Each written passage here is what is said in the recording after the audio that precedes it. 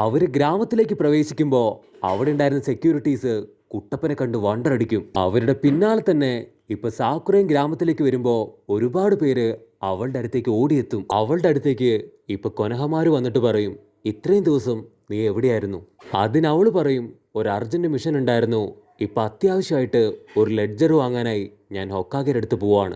അതേസമയം കുട്ടപ്പനും മാമനും ആവട്ടെ ഇപ്പൊ ഗ്രാമത്തിലൂടെ മുൻപോട്ട് നടന്നു പോയിക്കൊണ്ടേയിരിക്കുകയാണ്.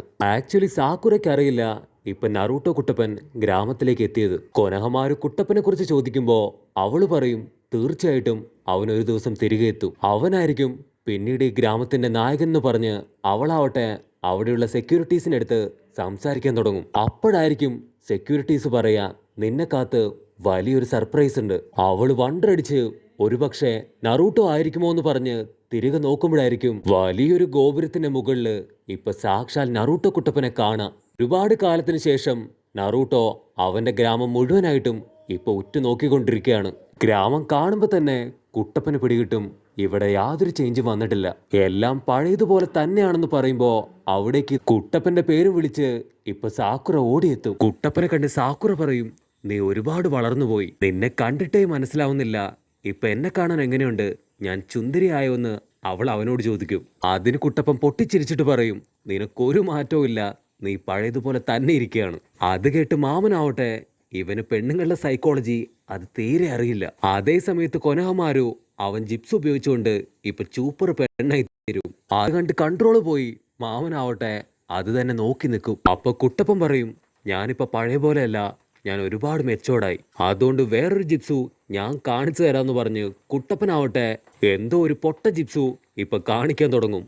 അത് കണ്ട് കലി കയറിയ സാക്കുറ ആവട്ടെ അവന്റെ മോന്തയ്ക്ക് നോക്കി ഒരൊറ്റ ഇട്ടി വെച്ചു കൊടുക്കും. സാക്കുറ ടെൻഷനായിട്ട്, നിർത്തിനടാ നീ, സ്റ്റോപ്പ് ദ ഫക്ക് എന്നും പറഞ്ഞ് ഇപ്പൊ കുട്ടപ്പനെ തൂക്കിയെടുക്കും. നിനക്കൊരു ചേഞ്ചും ഇല്ലാന്ന് പറഞ്ഞ് അവളാവട്ടെ ഇപ്പൊ കുട്ടപ്പനെ തൂക്കിയെടുത്ത് ഹൊക്കാഗയുടെ മുൻപിൽ എത്തിക്കും. ഹൊക്കാഗ കുട്ടപ്പനെ കണ്ട് ഒരുപാട് ഹാപ്പിയായി ഇത്രയായിട്ട് കുട്ടപ്പനോട് പറയും. കുട്ടപ്പൻ റെഡിയായിട്ട് നിൽക്കുമ്പോ ഇപ്പൊ ഹൊക്കാഗ പറയും, ഞാൻ നിനക്ക് ഇപ്പൊ ഒരു എതിരാളിയെ തരാം, അവനുമായിട്ട് ഫൈറ്റ് ചെയ്ത് നീ ജയിച്ചു കാണിക്കുന്നു പറയുമ്പോ ആരും അവിടേക്ക് ഓടി വരും. ആ ഒരാളെ കണ്ട് കുട്ടപ്പൻ വണ്ടറടിച്ച് നിൽക്കുന്നതോടു കൂടെ ഈ ഒരു എപ്പിസോഡും അവസാനിക്കുന്നു.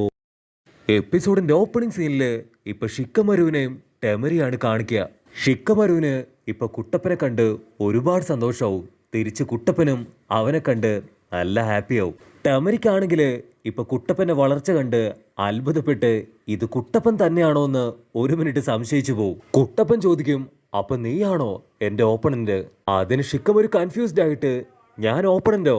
ഞാനൊന്നും അല്ല നിന്റെ ഓപ്പണന്റ്. അത് കേട്ട് ഹൊക്കാഗ പറയും, നിന്റെ ഓപ്പണന്റ് അത് വാതിലിന് പുറകിലുണ്ട്. കുട്ടപ്പൻ പുറത്തു പോയി നോക്കുമ്പോ അത് മറ്റാരുമല്ല, സാക്ഷാൽ കാക്കാഷി. കാക്കാഷിയെ കണ്ട് ഒരുപാട് സന്തോഷത്തില് ഇപ്പൊ കുട്ടപ്പനാവട്ടെ ആളുടെ അടുത്തേക്ക് എത്തും.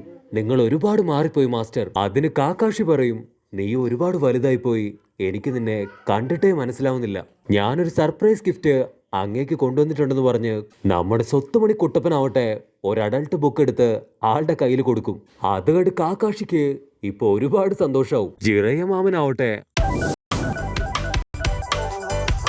ബുക്ക് കണ്ട് ഇപ്പൊ വായിൽ വെള്ളം ഊറും. അതേ സമയത്ത് കാക്കാഷി ആ ഒരു ബുക്ക് അത് മുഴുവനായിട്ടും വായിച്ച് ഇപ്പൊ സായുജ്യം അടഞ്ഞുകൊണ്ടിരിക്കുകയാണ്. അതുകൊണ്ട് ദേഷ്യപ്പെട്ട് ഇപ്പൊ ഹൊക്കാഗ പറയും, ബുക്ക്